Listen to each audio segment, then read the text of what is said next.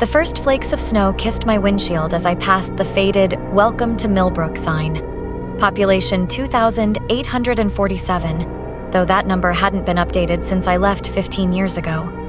Through the growing white haze, I could see it had dwindled to maybe half that. My breath crystallized on the inside of the windshield, forming delicate fractals that spread too quickly, too deliberately across the glass. Grandmother's funeral wasn't supposed to be a long affair. Drive-in Tuesday morning, service Wednesday, leave Thursday before the storm system hit. Simple, clean, cold. The kind of cold that had already numbed my fingertips through my gloves and left a metallic tang in the back of my throat, like I'd been sucking on pennies. I gripped the steering wheel tighter, remembering the last winter I'd spent here. I was 12, and the power had gone out during a blizzard. Grandmother had wrapped us both in quilts she'd made herself, each one telling a story of our family in fabric and thread. We sat by her wood stove while she taught me to make hot chocolate the proper way, with whole milk and real vanilla, melting the chocolate slowly to avoid burning it. "Patience," she'd said, stirring the pot with hands that never seemed to feel the cold. "Some things can't be rushed." When I shivered, she'd tucked the quilt tighter around my shoulders, her touch cool and gentle. "Winter's bark is worse than its bite, Jessie girl. It's not the cold you have to worry about. It's the ways people try to escape it." I hadn't understood what she meant back then. Hadn't noticed how her voice shook, or how she'd stared into the darkness beyond our windows as if watching for something. Now, 15 years later, my fingers traced the burn scar that Pot had left on my thumb, wondering what else I'd missed. Main Street emerged from the swirling snow like a photo gradually developing.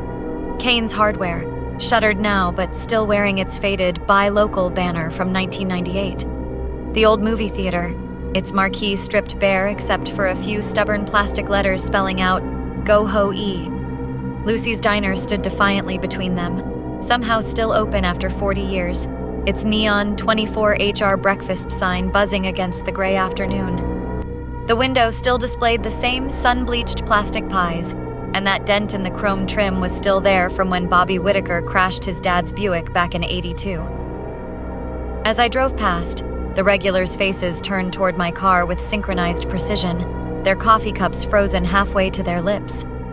Old Earl should have been arguing about property lines with Dottie Fletcher over their perpetual chess game. Ray Nichols should have been falling asleep in his corner booth, same as he had every Tuesday since retiring from the post office. Instead, they all wore the same stretched smile, and though the temperature was well below zero, no steam rose from their untouched coffee cups or parted lips. The funeral home sat at the end of Cedar Street, a Victorian mansion with peeling white paint and black shutters. The sign still read Morris & Sons, though the last Morris son had died before I was born. Most folks said the sons part was just for show, like the fake flowers that had been rotating through the front urns since 1975, or the plastic runner that had protected the entrance carpet so long it had fused with the fibers underneath. Director Morris waited at the top of the steps. No coat, no gloves, just a thin black suit that ruffled in the bitter wind.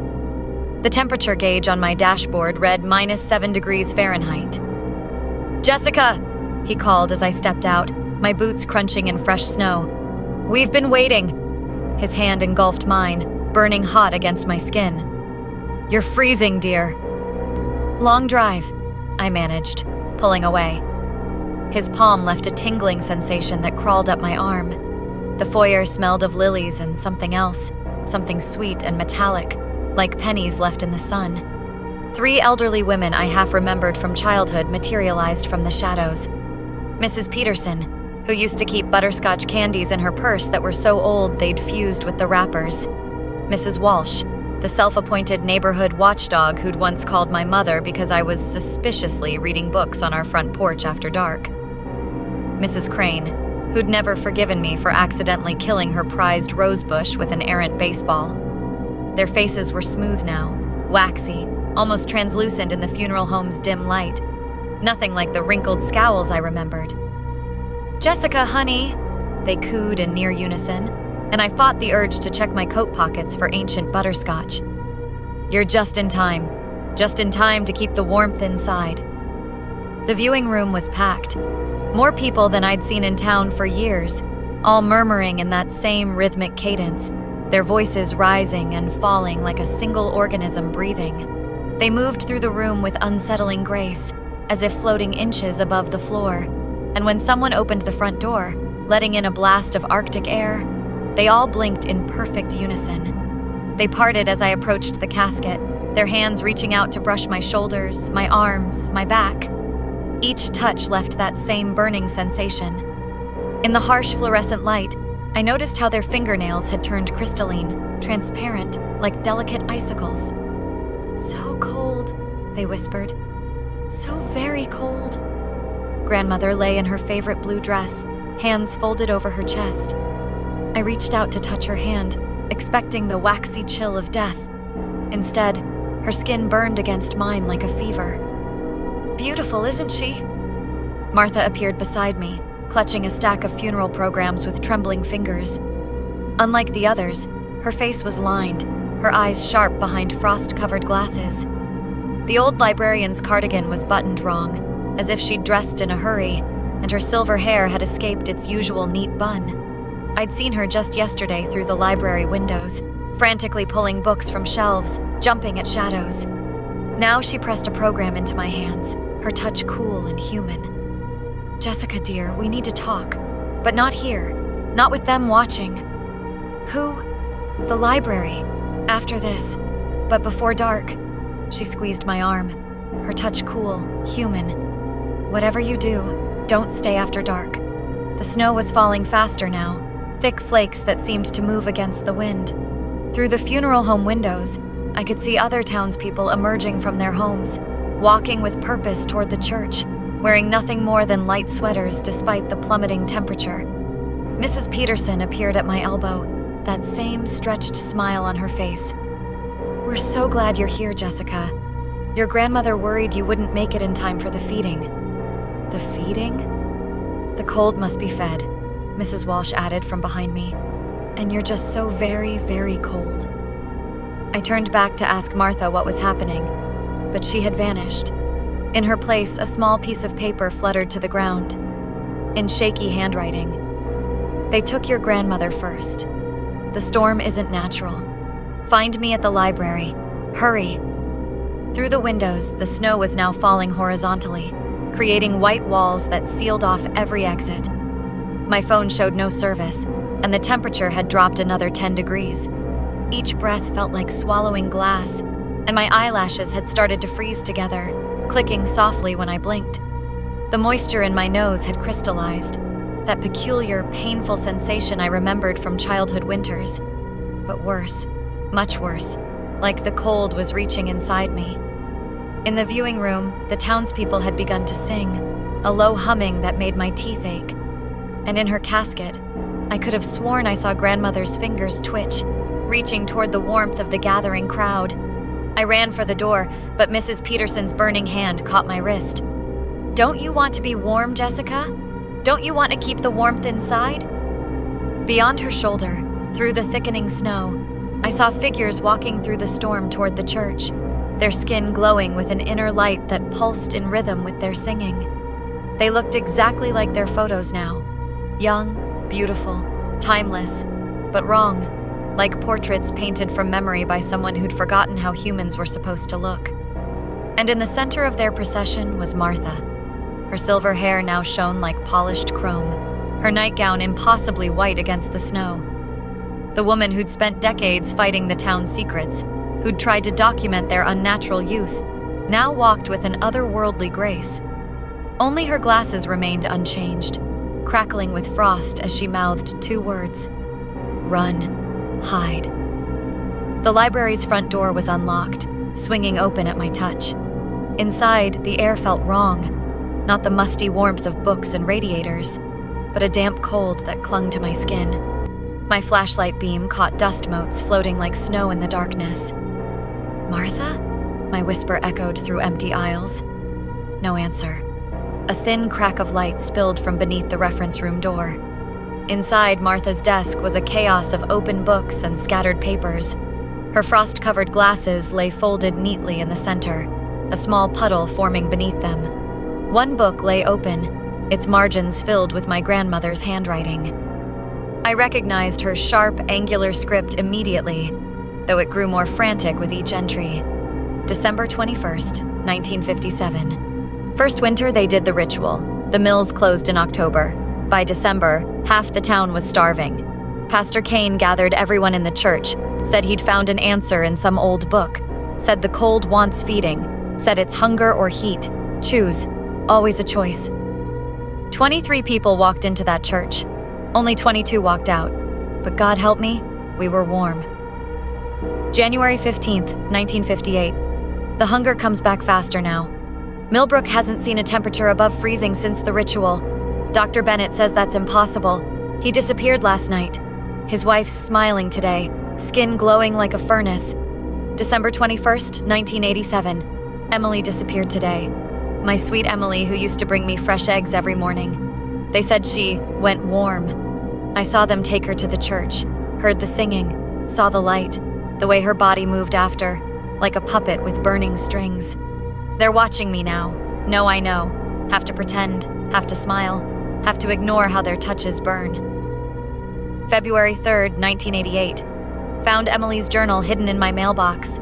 Last entry says Pastor Kane wasn't the first to find that book. Says there were rituals before, every time the town got desperate. 1887, 1923, 1957. Always on the solstice. Always when we're most afraid of freezing, of starving, of being left behind by a world that's forgotten us. November 30th, 2024. They're planning something big. The cold is worse than ever. Saw Mrs. Peterson yesterday. Her skin's almost translucent now, and her smile stretches too wide. They keep asking about Jessica when she's coming home. Martha's been trying to warn people, but they took her research. Soon they'll take her too. December 21st, 2024. Jessica's coming home. God forgive me.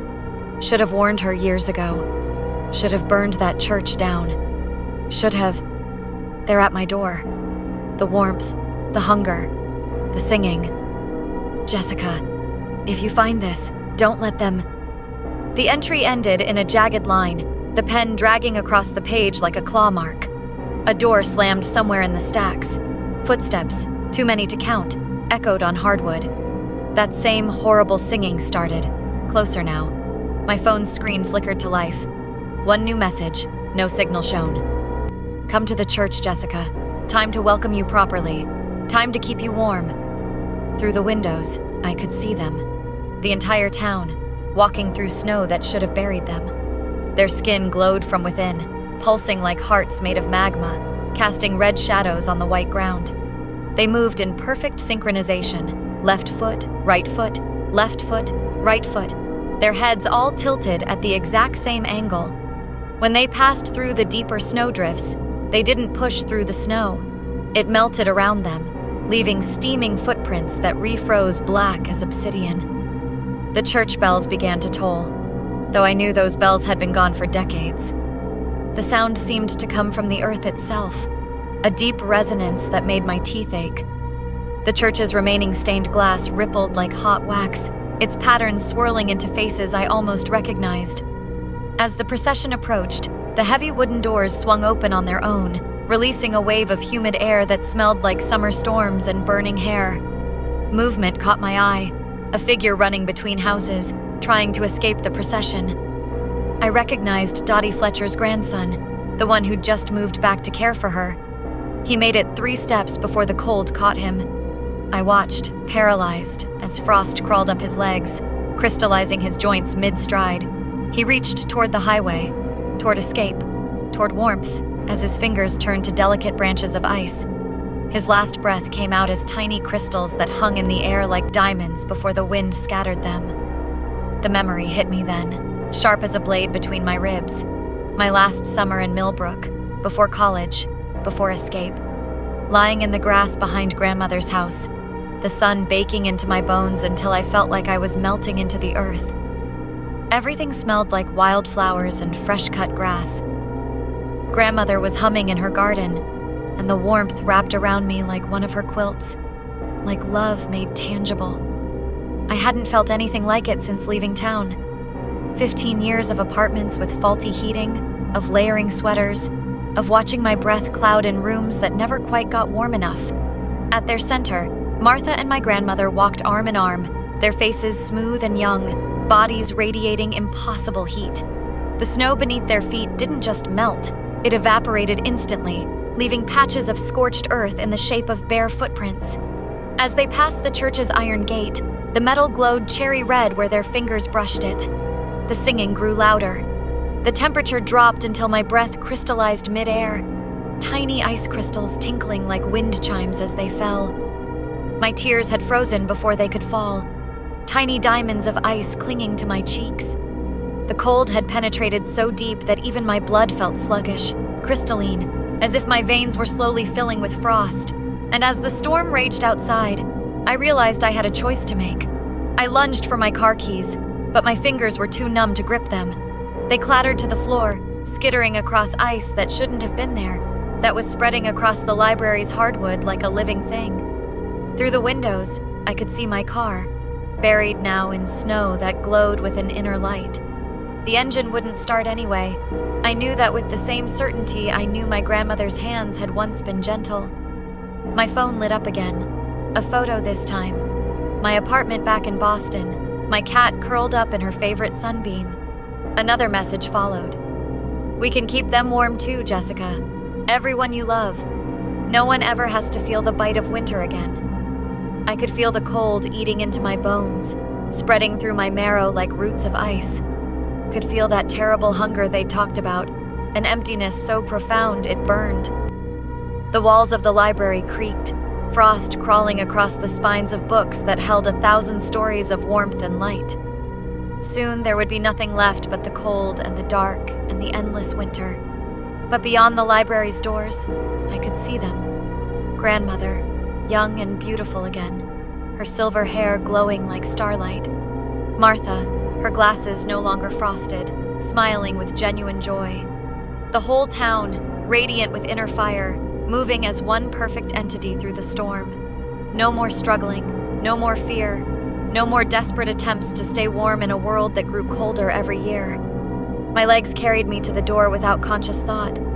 The handle burned against my palm, but it wasn't painful anymore. Wasn't that strange? The burn felt like the hot chocolate grandmother used to make, like summer sunlight, like coming home. And somewhere deep inside, past the numbness where my heart should be, a small voice whispered that maybe, just maybe, being warm wouldn't be so bad after all. The cold couldn't hurt you if you became the heat that drove it back. Couldn't leave you shivering and alone if you joined the eternal summer that lived in their veins. After all, I was so very, very cold, and they were so very, very warm.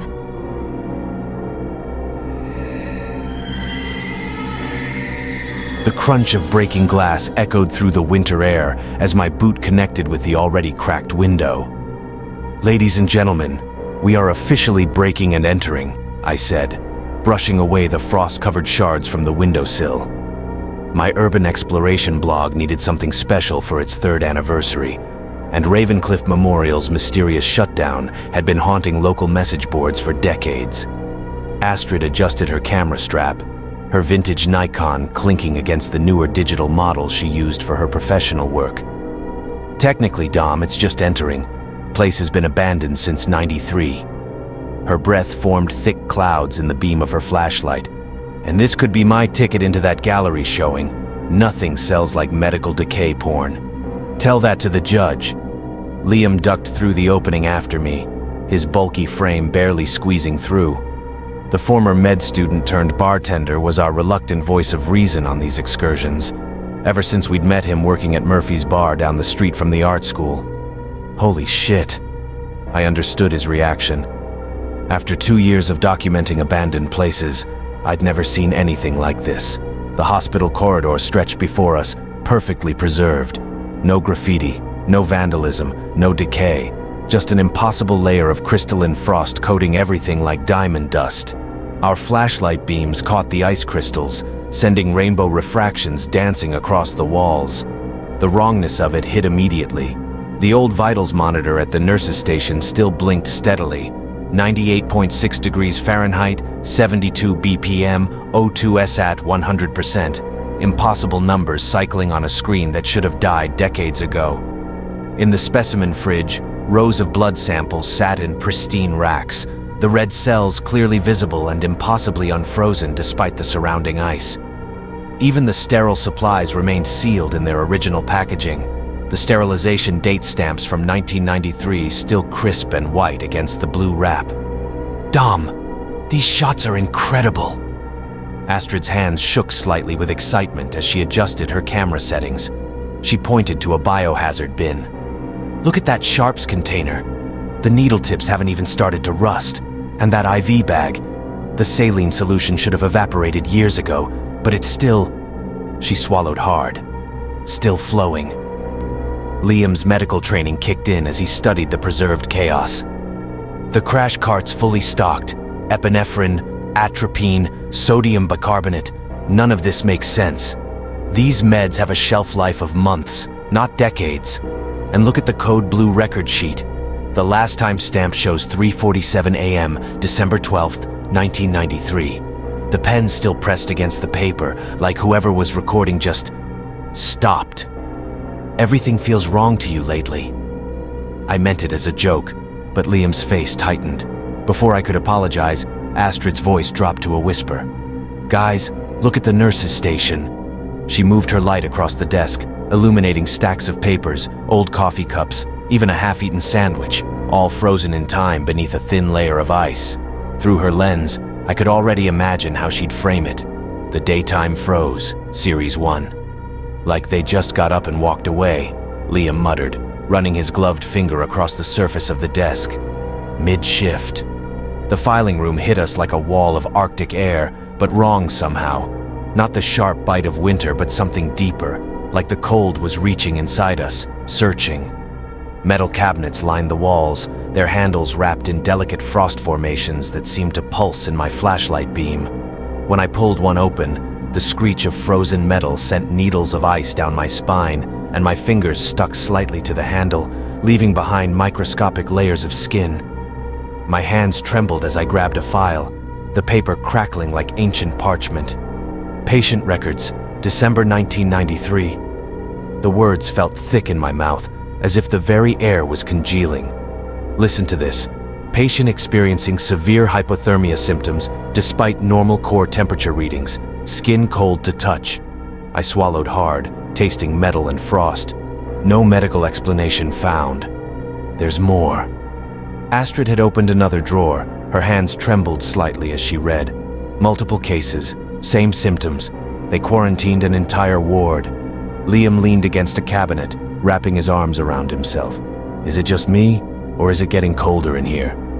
We're in an abandoned building in winter, genius. But even as the words left my mouth, I felt it. This wasn't the honest bite of January cold. This was something that slithered through the layers of my thermal gear like ghostly fingers, probing, seeking, until it found its way beneath my skin. It settled in my chest like liquid nitrogen, spreading through my veins with each heartbeat. Astrid's face had gone pale, her lips almost colorless. Guys, my fingers! She held up her hands, and I watched frost crystals form and melt on her thick gloves, forming and melting, like tiny hands reaching for her skin. The cold, it's not just around us anymore. It's like it's replacing my blood, but I don't feel sick. Just this endless, hungry cold. The beam of my flashlight caught something moving in the frost on the wall, a delicate pattern of ice crystals spreading outward like reaching fingers. I blinked hard, but the pattern continued its slow crawl across the surface. As I watched, the crystalline fingers seemed to curl inward, forming what looked almost like a grasping hand. Did you see that? I swept my light back and forth across the wall. The frost patterns shifted with each pass, but something about their movement felt deliberate, almost hungry. In one patch, I could have sworn I saw the impression of a face, mouth stretched wide in a silent scream, before it dissolved back into random crystals. See what? Liam's teeth had begun to chatter. He wrapped his arms tighter around himself, but I noticed he was carefully avoiding looking at the walls. We should head back. Get some shots of the surgical ward on the way out." I started to nod, but movement caught my eye. Our footprints in the dust were being slowly erased by a creeping layer of fresh frost. Not just covered, but deliberately filled in, as if something was following our trail. In the crystalline surface of each filled footprint, I could see more suggestions of faces, there and gone so quickly I couldn't be sure they weren't just tricks of light and shadow. But with each new print that disappeared, the faces seemed to become clearer, more desperate. The surgical ward looked like a frozen museum exhibit, but something about it felt wrong, alive. Overhead lights hung dark and useless, thick icicles growing from their edges like teeth. No, exactly like teeth, too precise to be natural. Our flashlights revealed an operating table in the center, surgical instruments laid out methodically for a procedure that never happened, each scalpel and clamp still gleaming with factory-fresh sharpness. The anesthesia machine's digital display still flickered weakly, ETCO 223, SPO 289%, dropping. A heart monitor beeped softly, once every 30 seconds, perfectly spaced. Its screen showed a single, endless QRS complex frozen mid-peak. Next to it, a ventilator's bellows continued its rhythmic movement, pushing air through tubes that led to nothing. The mechanical breathing sound echoed through the frosted room. In, out, in, out. Most disturbing was the surgical tray near the table. The instruments lay arranged in perfect order, but wrong. Obstetrical forceps mixed with neurosurgery tools, bone saws laid out for a simple appendectomy. And at the center, a scalpel balanced on its tip, defying gravity, its blade coated in something dark that refused to frost over. Astrid's camera clicked rapidly as she documented the patterns. Her hands trembled slightly, causing some shots to blur. This isn't normal ice formation. She zoomed in on a particular section where the frost seemed to pulse with a subtle rhythm. It's almost organic, like it's breathing. She lowered her camera, squinting at the wall. "Dom, does that look like... Are those faces watching us?" I followed her gaze. At first, I saw only random patterns in the ice. But as my eyes adjusted, the frost seemed to shift and flow, revealing dozens of half-formed faces emerging from the walls. Some appeared to be screaming, others looked peaceful, as if sleeping, but all of them were slowly turning to track our movements. I tried to tell myself it was just pareidolia, our brains desperate to find meaningful patterns, but I couldn't shake the feeling that something in those frozen faces recognized us. Liam stumbled against a medical cart, sending instruments clattering. His breath came in wet, crackling gasps, like someone crushing ice between their teeth. I can't stop shaking." He pulled back his sleeve, and I watched in horror as blue-black lines spread beneath his skin like frozen rivers, branching through his veins. Where the dark traces met, tiny crystals pushed up through his flesh like glass splinters. "Something's wrong, it's growing inside me." I pulled out the infrared thermometer from my pack. "Hold still." The reading blinked. 98.6 degrees Fahrenheit. "Your temperature's normal, but..." I stopped as Liam convulsed, his neck arching back. Through his parted lips, I caught a glimpse of frost, coating his tongue, tiny ice fractals spreading across his teeth like coral. "Just like the patients," Astrid whispered, lowering her camera. A low groaning sound echoed through the corridor, not the settling of an old building, but something deeper, more deliberate. The temperature plummeted with an almost violent intent. The moisture in my nose flash froze, tiny crystals ripping at the sensitive membranes. Each breath felt like swallowing shards of glass, the air so cold it burned my lungs and turned my saliva to icy needles against my tongue. "We need to leave, now." I grabbed Liam's arm, his skin so cold it burned my palm through both our layers of clothing. The walls seemed to inhale and exhale waves of frost, each pulse sending fresh arrows of cold through my body. The patterns formed and dissipated like a living thing trying to take shape, and with each new formation, I felt the cold burrowing deeper, as if it was trying to hollow us out and fill the spaces with itself. The three of us half ran, half stumbled back toward our entry point. But when we reached the window, our escape route had vanished behind a solid sheet of impossibly thick ice.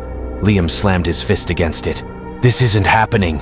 His breath came out in thick white plumes. "This isn't fucking happening. There has to be another way out." I tried to keep my voice steady, even as I felt that unnatural cold burrowing deeper into my bones. "The main entrance, maybe. Dom." Astrid's voice cracked. She pointed her flashlight at the floor behind us. The frost was following our footsteps, spreading outward like a living thing. And in its crystalline surface, I could have sworn I saw faces, dozens of them, frozen in expressions of terror. We ran. We stumbled into the hospital's research wing, slamming the double doors behind us. Liam collapsed into a frozen chair, his movements sluggish. The skin around his eyes had turned a mottled gray-blue. "Stay with him," I told Astrid, who wasn't looking much better. Her dark hair was starting to frost over, tiny crystals forming at her temples. The research lab was a maze of abandoned equipment and glass-fronted cabinets. Unlike the rest of the hospital, there were signs of chaos here. Overturned chairs, scattered papers, a broken microscope lying in pieces. Whatever happened here, people had left in a hurry. My flashlight beam caught a series of photographs pinned to a bulletin board. Time-lapse images of ice crystals growing in peculiar, asymmetrical patterns. Each photo was labeled with a temperature and timestamp, but the progression made no sense. The colder the samples got, the faster they grew. Below them, a handwritten note in frantic scrawl. "It's not spreading, it's feeding." Next to the photos, a whiteboard still held fragments of equations and hurried notes. "Growth rate exceeds thermal absorption model. Where is the extra energy coming from?" And subject 23 showing cellular reformation at -3 degrees Celsius. Previous tissue samples required -45 degrees Celsius. It's adapting. In the corner, someone had written, "Check King's 1980 paper on crystalline consciousness," and underlined it 3 times. A lab notebook lay open on a desk. Its pages rhymed with frost, except for one corner that had been deliberately kept clear. The last entry was dated December 11th, 1993. Day 47, second tissue sample from patient 0 shows 32% crystalline conversion. Unlike previous samples, these structures are not random. They're organizing themselves into patterns that mimic human cellular architecture. Dr. Weber insists we're seeing evidence of directed evolution, but that's impossible at these temperatures, unless... Day 48, containment breach in Lab 3. Lost contact with night shift. Temperature control failing. The security footage shows the ice moving against temperature gradients. It's not just consuming heat, it's using it to build something. The modified tissue samples are showing evidence of neural activity, but the readings don't match any known biological patterns. They look more like... The entry ended in a jagged line that trailed off the page. Below it, in different handwriting, "If you're reading this, burn the samples, all of them. We tried heat. It only makes it grow faster. It's been waiting for hosts that can take it beyond these walls. The cold isn't killing them. It's Dom!" Astrid's voice echoed with panic. "Something's wrong with Liam!" I rushed back to find Liam convulsing. His eyes rolled back to reveal webs of frost creeping across the whites like cracking ice on a pond. Where his hands gripped the chair arms, the frost wasn't just crawling up his fingers, it was emerging from under his fingernails, spreading outward in crystalline branches that merged with his splitting skin. Each involuntary twitch tore open new fissures, revealing layers of tissue already transformed into delicate ice structures. "Help me hold him!" But as I reached for him, I saw the veins in my own hands turning to translucent channels of ice, blood crystallizing into dark fractals beneath my skin. The temperature dropped so drastically that the air itself seemed to crystallize, and each breath felt like inhaling frozen needles that grew and branched inside my lungs. Through the glass walls of the lab, I saw it for the first time. A rippling curtain of translucent white, like the northern lights made solid. It moved with purpose, reaching tendrils of frost that carved patterns into every surface they touched. "The file cabinet," I gasped. "In the corner. Help me." Together, Astrid and I dragged Liam behind the heavy metal cabinet and tipped it, creating a barrier. The entity's cold was so intense that the metal creaked and warped. "Look at this." Astrid's trembling fingers held a folder she'd pulled from the toppled cabinet. Project Subzero. They were studying it. They knew what it was. I snatched the papers, scanning quickly by flashlight. Words jumped out. Ancient hibernation. Parasitic cold entity. Feeds on thermal energy. And finally, terrifyingly, cannot be contained. The glass walls of the lab began to crack under the intense cold. Liam's breathing had become shallow, his skin almost translucent. "The morgue," I said, the realization hitting me. "It's the only way out. They would have needed a way to transport bodies. There has to be a service exit. We can't move him like this. We don't have a choice." The glass shattered inward as the living frost breached our barrier, and the true horror of what we were facing finally took form before us.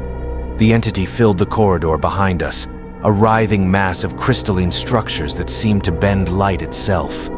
Where it touched the walls, the frost spread like veins of mercury, forming and reforming into faces I desperately tried not to recognize.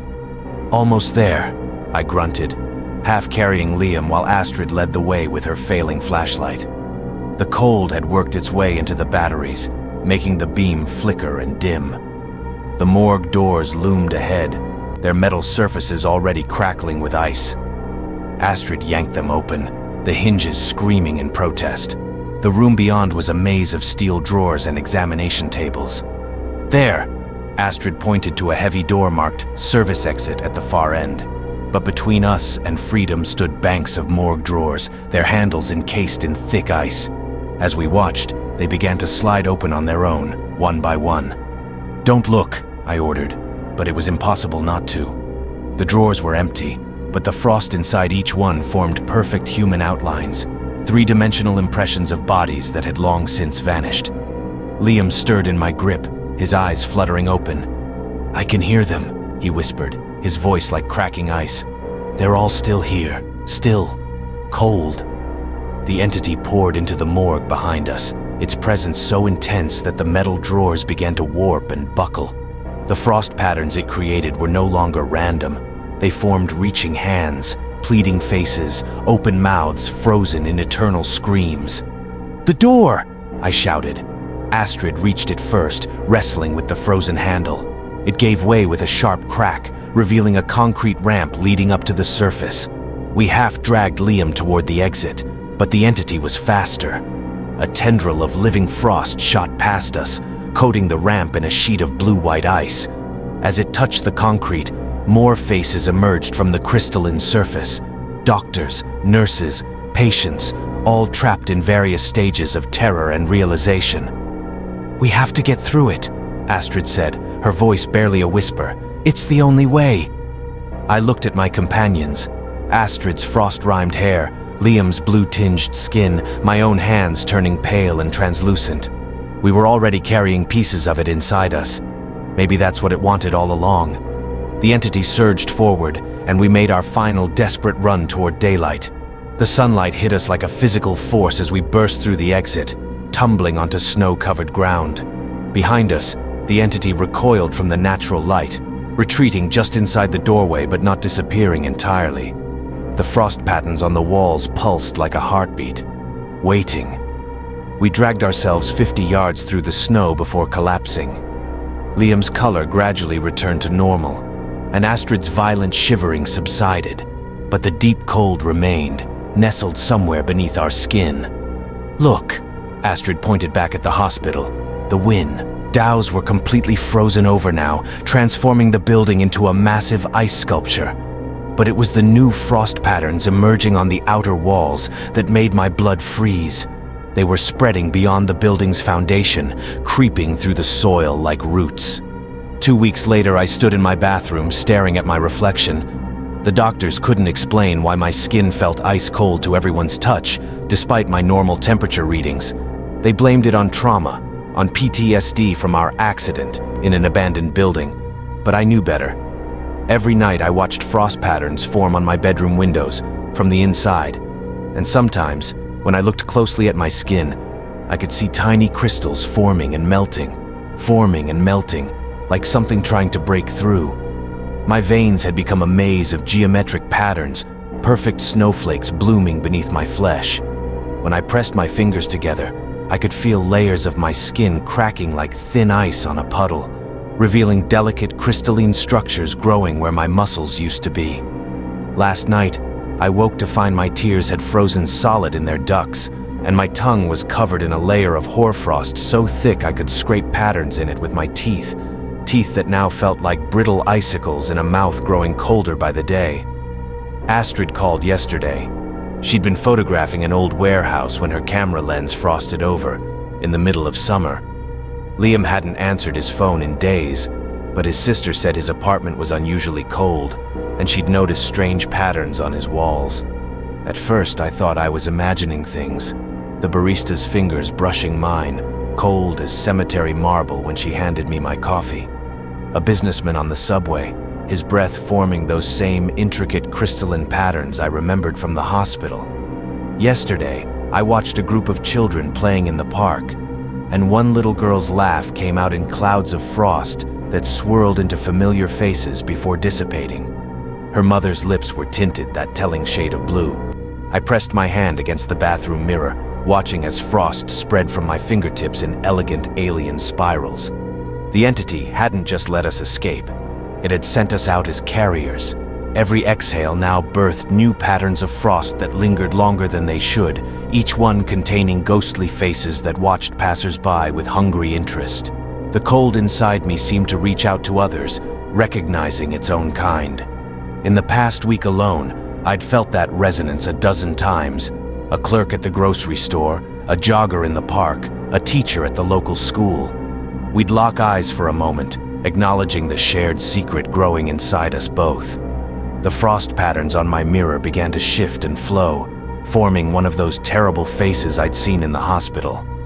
But this time, as the features crystallized into perfect clarity, I recognized the expression of horror frozen in the ice. It was my own face, mouth stretched wide in a silent scream, and somewhere deep in those frozen eyes, I saw something ancient and hungry looking back at me through my reflection.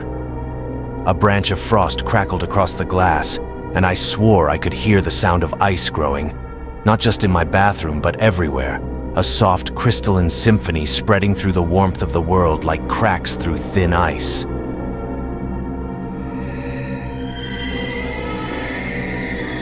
The wipers were fighting a losing battle against the snow.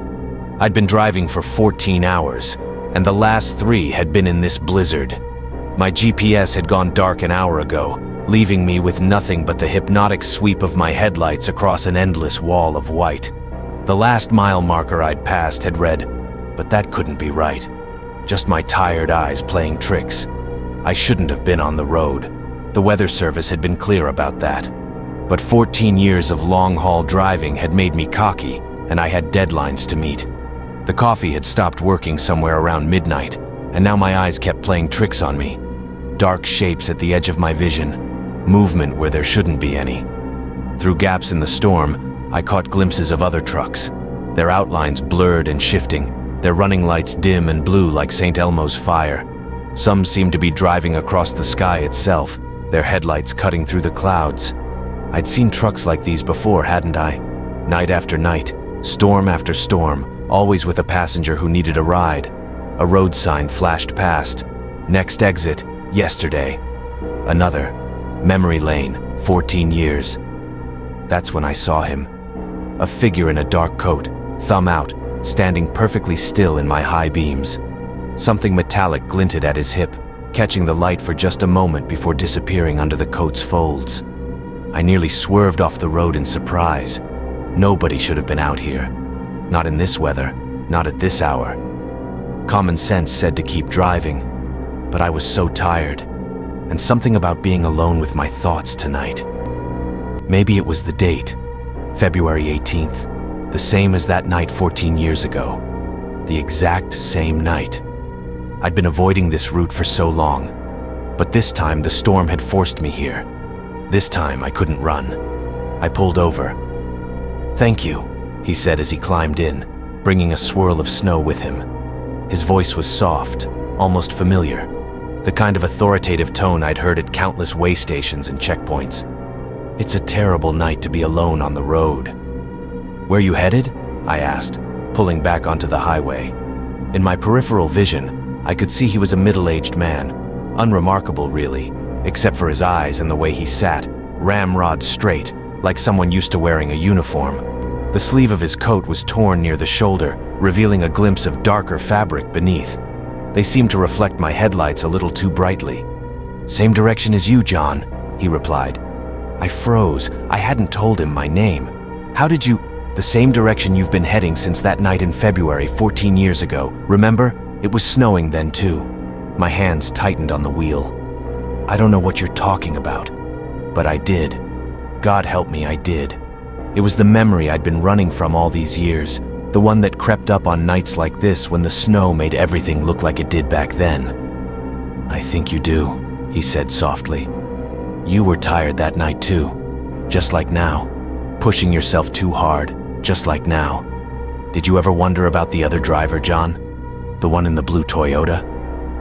My throat went dry. I'd never told anyone about the blue Toyota. It wasn't in any of the reports. I'd sworn I'd imagined it, just like I'd convinced myself I'd imagined the crunch of metal, the screech of tires on black ice. "Get out," I whispered. "We're not done yet," he said.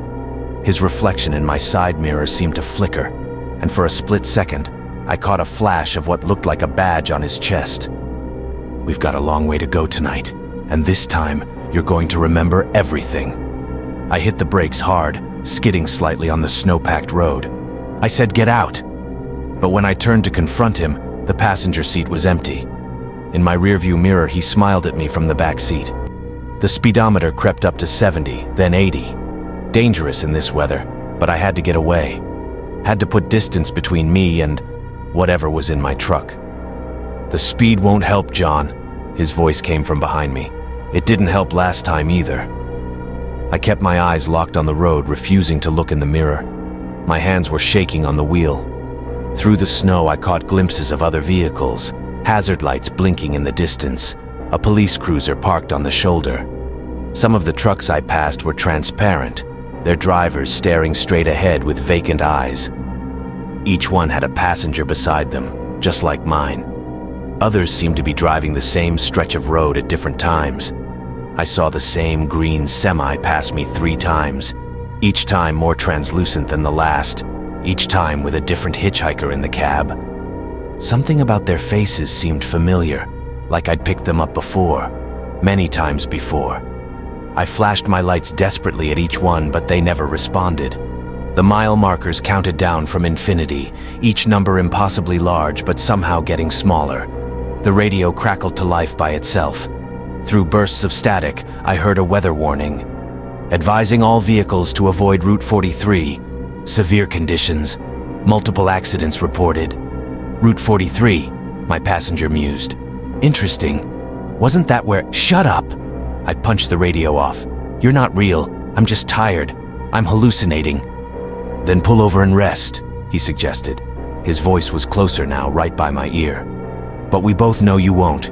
You never do. Always pushing through, always running from what happened. Tell me, what do you remember about that night?" "Nothing happened that night," I insisted. But the memories were already bleeding through. Not just the exhaustion or the snow, but things I'd buried deeper. The tinny sound of children's music drifting through the storm. Baby Shark, or something equally innocent. The blue Toyota's taillights dancing in my vision like fever dreams. A child's face appeared in my rearview mirror, just for a second.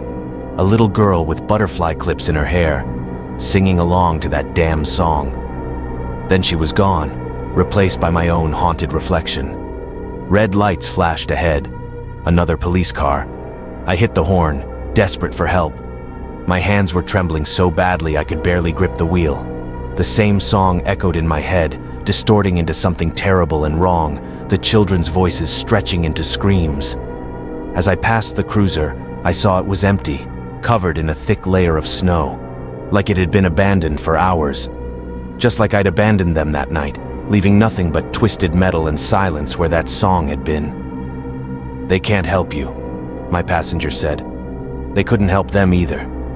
"The family in the Toyota? A mother and 2 kids, wasn't it?" He paused, studying my face. "How many others have sat where I'm sitting, John? How many lost souls have you ferried down this road night after night, each one trying to tell you the truth?" The question hit me like a physical blow. Fragments of memories surfaced. Different faces in my passenger seat, all with the same knowing look. All trying to tell me something I couldn't bear to hear. "No," I whispered. "No, there was no family. There was no accident. I just slid off the road that night. That's all that happened." "Then why did you run?" His voice was gentle, almost kind. "Why did you drive away without checking, without calling for help? All these years on the road trying to outrun that moment." The snow was getting thicker, but it wasn't falling naturally anymore. It swirled in impossible patterns, forming and reforming shapes, faces, hands, reaching fingers. Some flakes fell upward, defying gravity. Through it, I could see something ahead. Familiar taillights, glowing red in the darkness. A blue Toyota, moving slowly on the ice. "No," I breathed. "This isn't real." "It's time to remember, John. Time to see it through to the end." I gripped the wheel tighter, trying to slow down, but my foot was heavy on the accelerator. The Toyota grew closer, its brake lights burning like accusing eyes through the storm. Just like that night, the Toyota was right there, close enough to touch. Inside, I could see them now. A woman at the wheel, two small shapes in the back seat. One had those butterfly clips catching the light. They were singing that song again, their mouths moving in perfect sync to the music only I could hear. The little girl turned, pressing her hand against the window, leaving a small print in the gathering frost. Just like she must have done that night, in those last precious seconds before My body remembered the impact before my mind did. The way my hands had locked on the wheel, the sudden weightlessness, the sound of young voices cut brutally short. The phantom taste of copper filled my mouth. "Please," I begged, though I wasn't sure who I was begging to.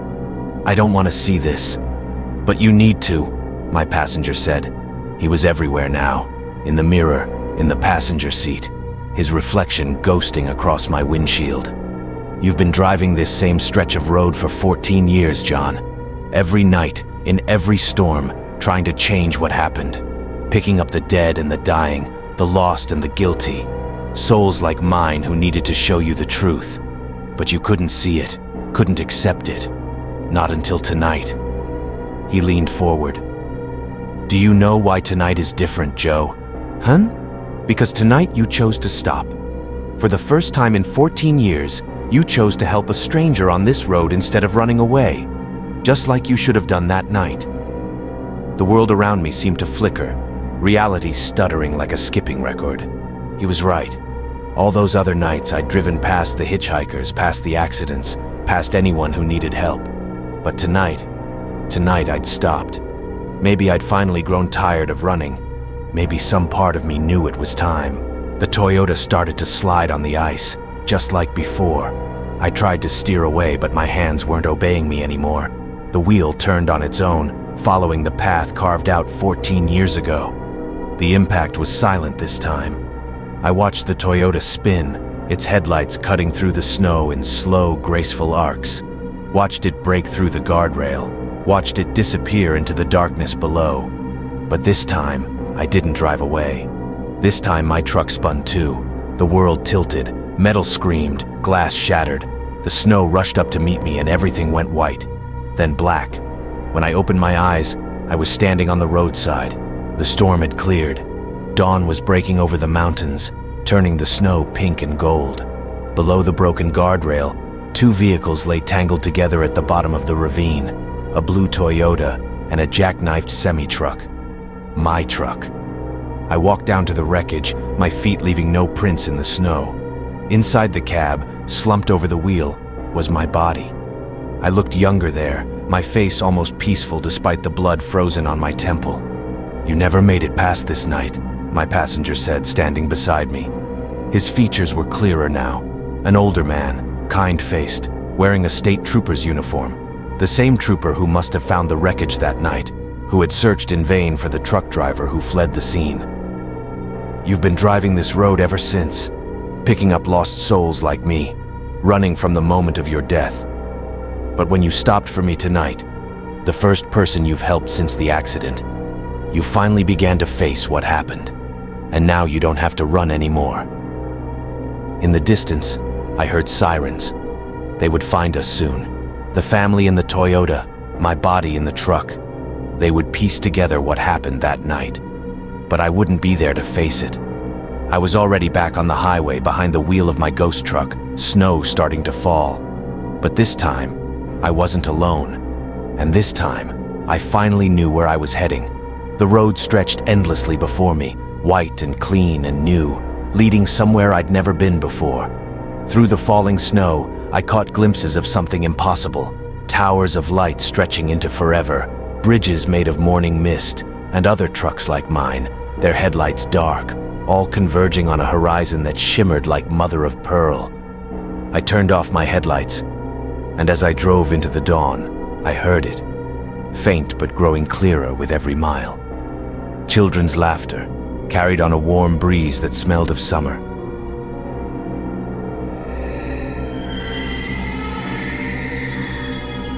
The first snow angel appeared on a Tuesday. I remember because Penelope's excited squeals pulled me from a dream about drowning in white silence. My 8-year-old daughter pressed her face against the living room window, her breath fogging the glass in rapid pants. Ever since losing her father in that freak December storm 3 years ago, she'd been afraid of the snow. Until now. "Look, Mommy! Someone made a snow angel last night!" I shuffled over in my robe, coffee mug warming my hands against the December chill that had crept through our old windows overnight. The same windows Theo had promised to replace before he vanished, leaving only strange geometric patterns in the snow where they'd found his car. When I tried to take a sip, the surface of the coffee had already developed a paper-thin sheet of ice, delicate as dragonfly wings. The snowstorm had caught everyone in Maple Grove subdivision off guard. What I saw made me forget about the coffee entirely.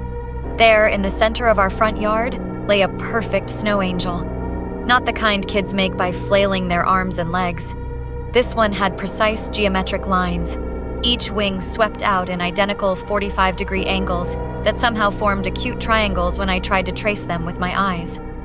The head impression contained detailed features: eyes, nose, a serene smile that curved at an angle that made my head throb when I tried to understand its arc. But what made my skin crawl were the edges. The snow around the angel was pristine, untouched. No footprints led to or from the impression, and the longer I stared, the more I realized the wings created depths that shouldn't be possible in 18 inches of snow. I pulled Penelope away from the window. "Stay inside today, honey. The storm's too bad." She pouted, lower lip trembling. "But I want to make angels too." I tried my phone again. No signal. The internet was still down and the roads remained impassable under 3 feet of unnaturally white snow. It fell without sound, thick flakes that seemed to absorb all noise into their perfect crystalline patterns. That night, Penelope refused to change into her usual rainbow pajamas.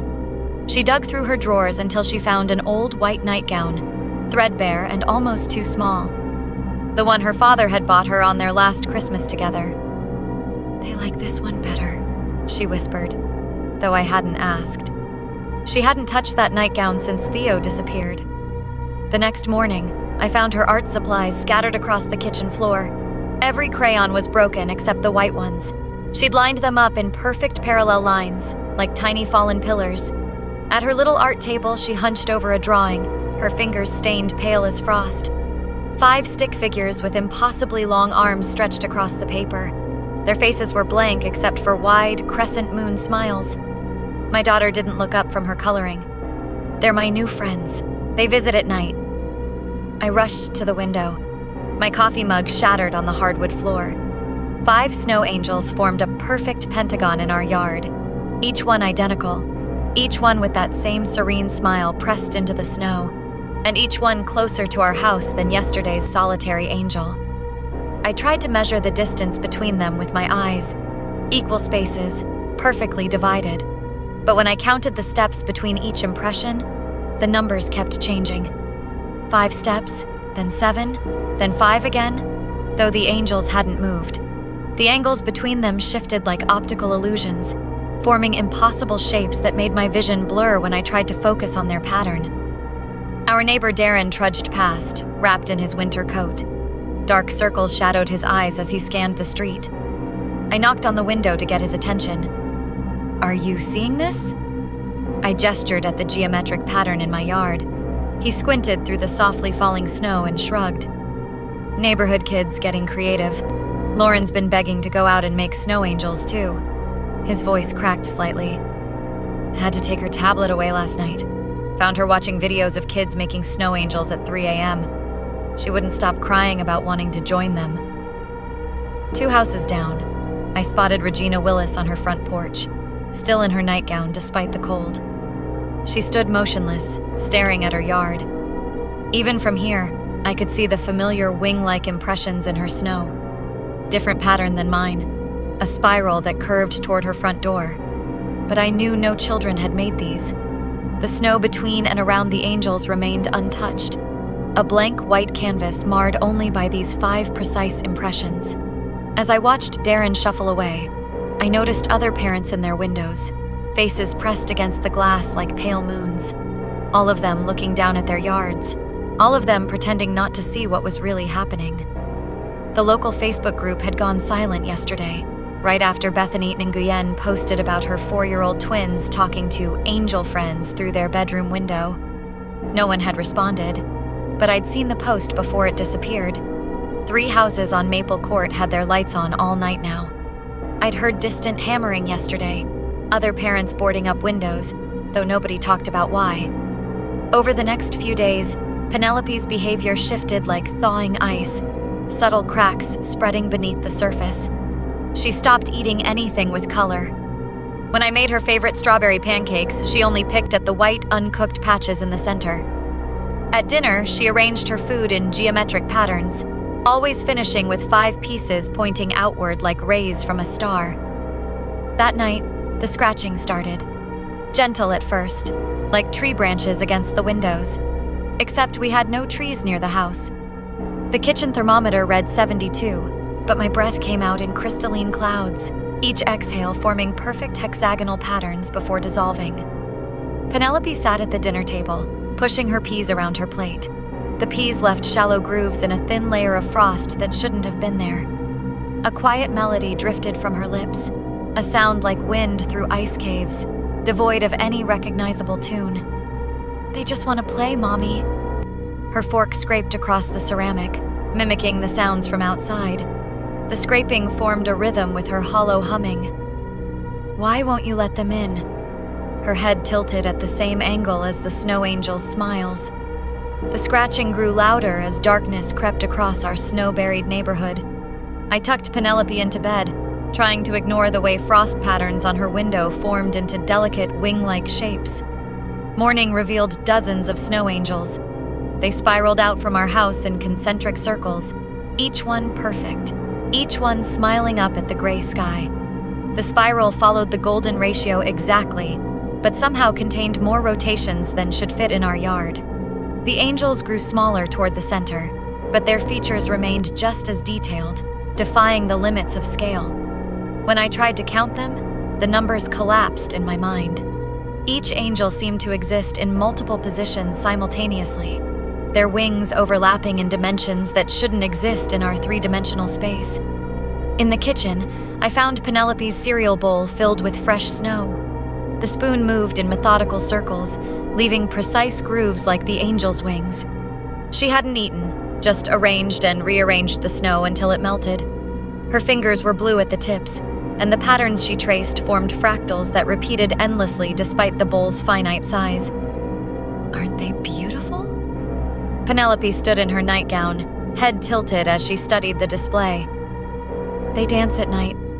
I watch them from my window." Her eyes remained fixed on the window. "Lauren and the twins and all the others. They wear white like me now. When they move, they make such pretty patterns." Her small hand traced angular shapes in the air. "They want me to twirl too. We're going to make the biggest pattern ever, Mommy. All of us together." I grabbed her shoulders, perhaps too roughly. "What do you mean you watch them?" "They twirl in the snow." Her eyes remained fixed on the window. "Their arms and legs make lines that go on forever. And when we're all ready, we'll make a hole big enough for everyone to go through." That afternoon, I nailed boards across every window on the first floor. Penelope sat cross-legged on the couch, adding more drawings to her growing collection. Each picture showed the same elongated figures, now standing in bedrooms, kitchens, living rooms, always watching, always smiling. The sound of my hammering couldn't drown out her soft singing. Angels in the snow, watch us as we go, dancing through the night until the morning light. After sunset, the footsteps began. Soft at first, like someone tiptoeing across our roof. Back and forth, back and forth. Penelope's voice drifted down from her room. "Yes, I can hear you. I'll come play soon." I burst into her bedroom. She sat alone on her bed, smiling at the boarded window. "Who were you talking to?" "My friends." She pointed at the window. "They're getting closer.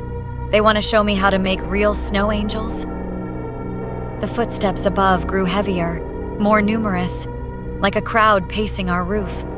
I dragged Penelope's mattress into my room, determined to keep her close. But as the night wore on, the temperature too re-plummeted. Frost crept across the ceiling in spreading wings. The power flickered once, twice, then died completely. When I reached for my phone, the screen was too cold to touch, leaving perfect snowflake-shaped burns on my fingertips. In the darkness, Penelope whispered, "They're inside now, Mommy. They've been inside all along." Her words hung in the air like icicles, each syllable crystallizing before shattering against the floor. I fumbled for my flashlight, hands trembling.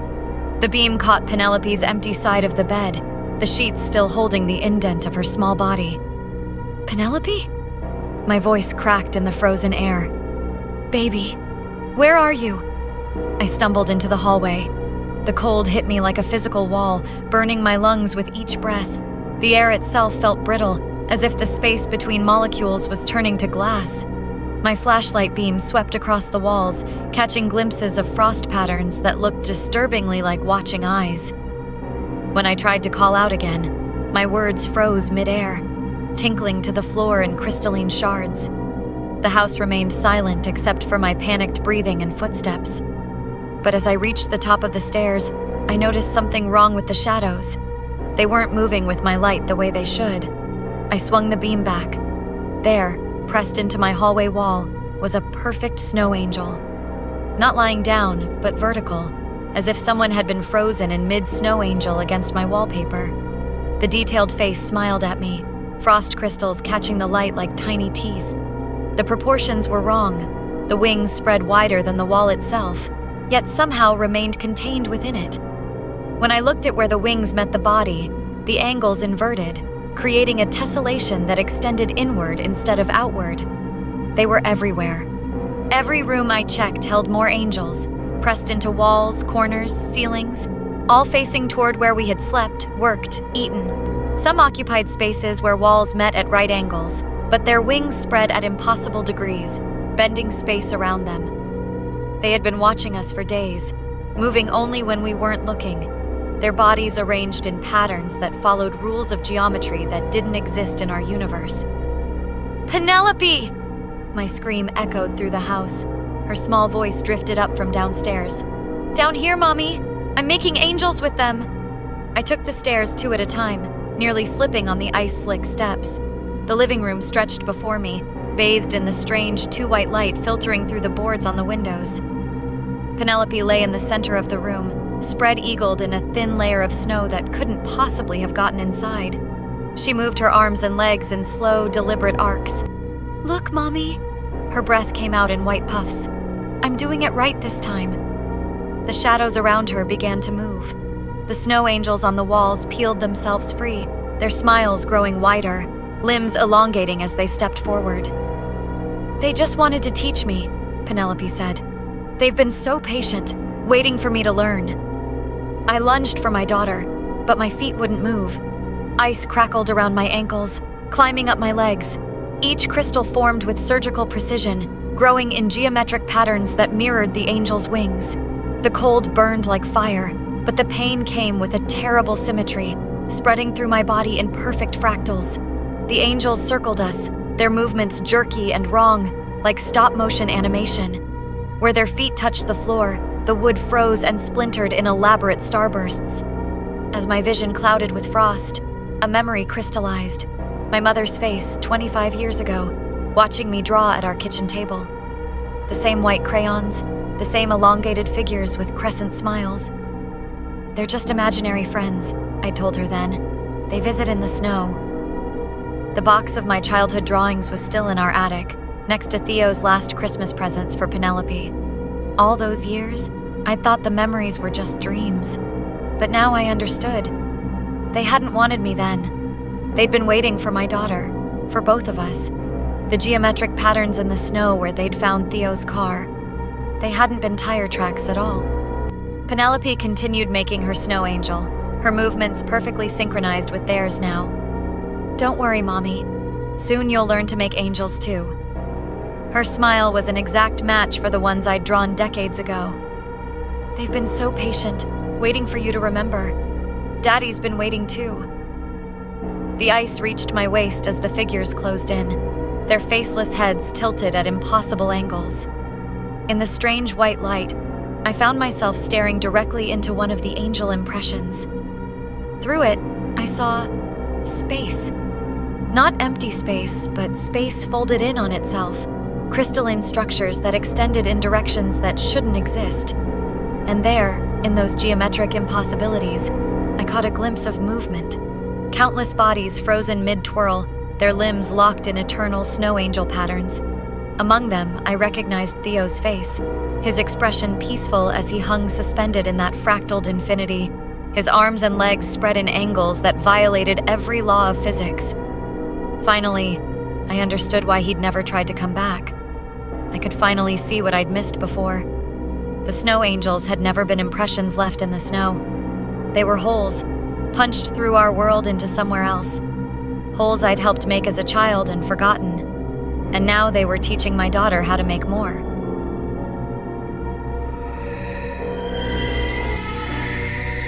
I should have known something was wrong when the radio died just as we turned onto the mountain road. Lisa was still chattering about her new job in Seattle, but David kept glancing at the sky with this vacant look, like he was remembering something he hadn't experienced yet. "You'll love what I've done with the place," he muttered, though none of us had been here before.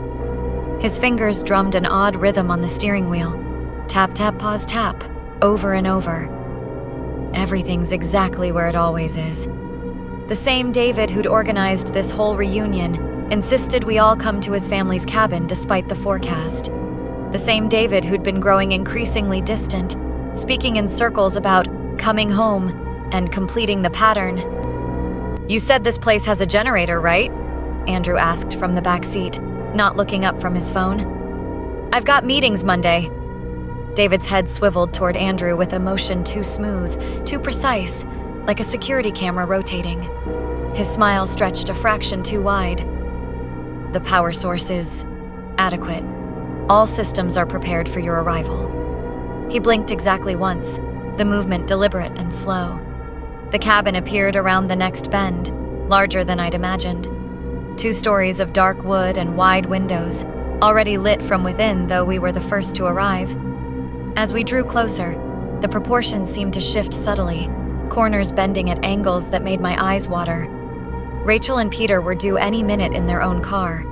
David's hand trembled as he gripped the wheel tighter. "The architecture remembers," he whispered, voice cracking.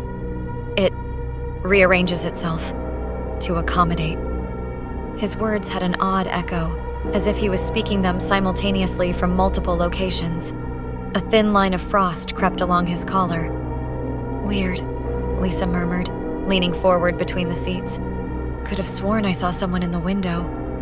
David said nothing, just parked and killed the engine. The silence that followed felt wrong, heavy with something I couldn't name. That's when I noticed there weren't any bird sounds. No wind in the trees, just dead winter silence. The front door was unlocked. Inside, the cabin smelled like wood smoke and something else. Something older. The scent of wool and mothballs drifted from a closet we hadn't opened yet, mixed with the musty sweetness of long-dried blood. The entry hall stretched before us, and I could have sworn it was longer than the cabin's exterior should have allowed. I opened the coat closet, then froze. There, among a row of heavy winter coats, hung a navy blue parka with a torn left pocket, identical to the one I was wearing. Even had the same coffee stain on the sleeve. Must be a common model, I thought, quickly shutting the door. Lisa pulled out her phone, clicking on the measuring app she used for interior design work. That's weird. According to this, the living room is 30 feet wide. She moved to the window, frowning.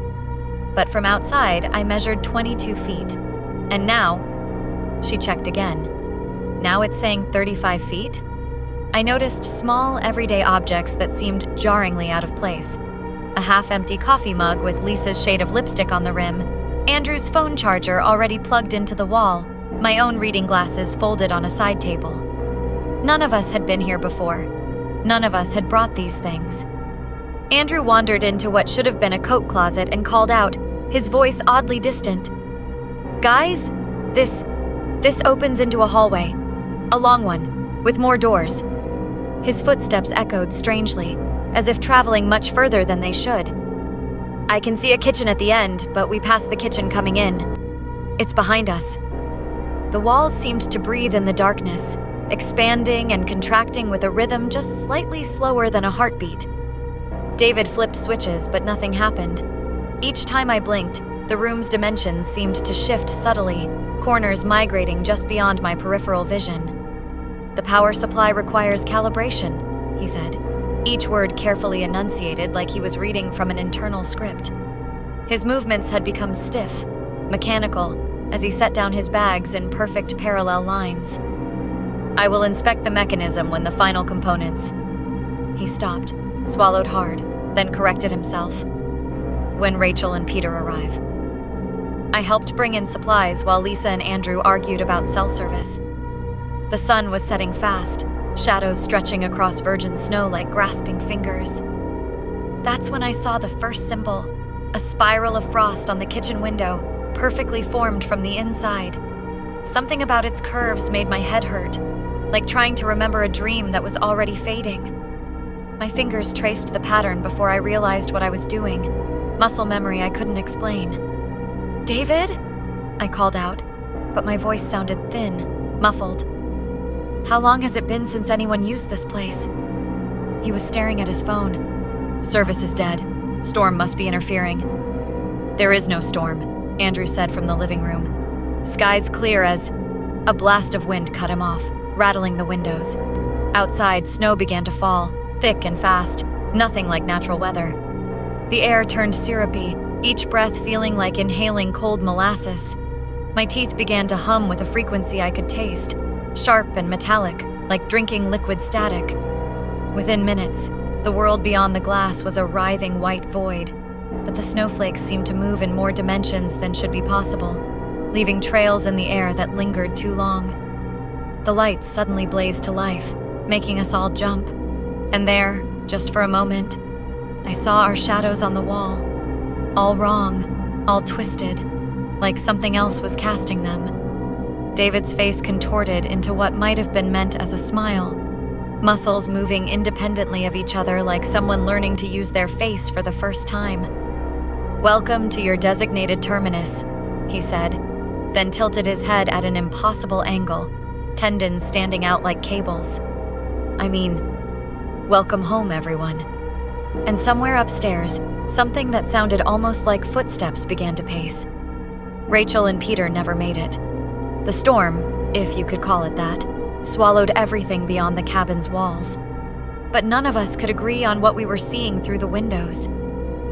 "Those aren't snowflakes," Lisa insisted, pressing her face against the glass.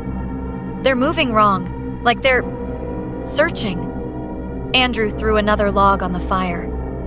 "Where's David? He went to check the generator an hour ago." I checked my watch, but the face was frosted over, hands stuck at 6:13. The same time all our phones had died. The same time the storm had started. "I'll find him," I said, though everything in me screamed to stay put. The basement door creaked open at my touch, stairs descending into darkness. The air pressure changed instantly, my eardrums popping as if I'd plunged deep underwater. Each step down felt longer than the last, the distance between stairs stretching like taffy. My flashlight beam scattered oddly, the darkness seeming to bend around it, and the cement walls pulsed subtly, like something breathing beneath the surface. The cold down here was wrong. It radiated outward from empty spaces, creating pockets where the temperature dropped so low it burned. Each one felt like a word on the tip of my tongue, almost familiar enough to read. Lisa had mentioned seeing similar patterns in her dreams lately. Andrew had been absently drawing them in his notebook during the drive up. David? Something moved in the darkness below.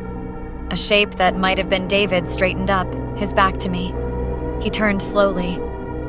"Found something interesting?" he said, but his voice was wrong, hollow like it was coming from somewhere else. "You should see this, in the old files, about the experiment." I backed up the stairs. "That's okay, just wanted to check on you. Please." His head tilted at an angle that made my stomach lurch.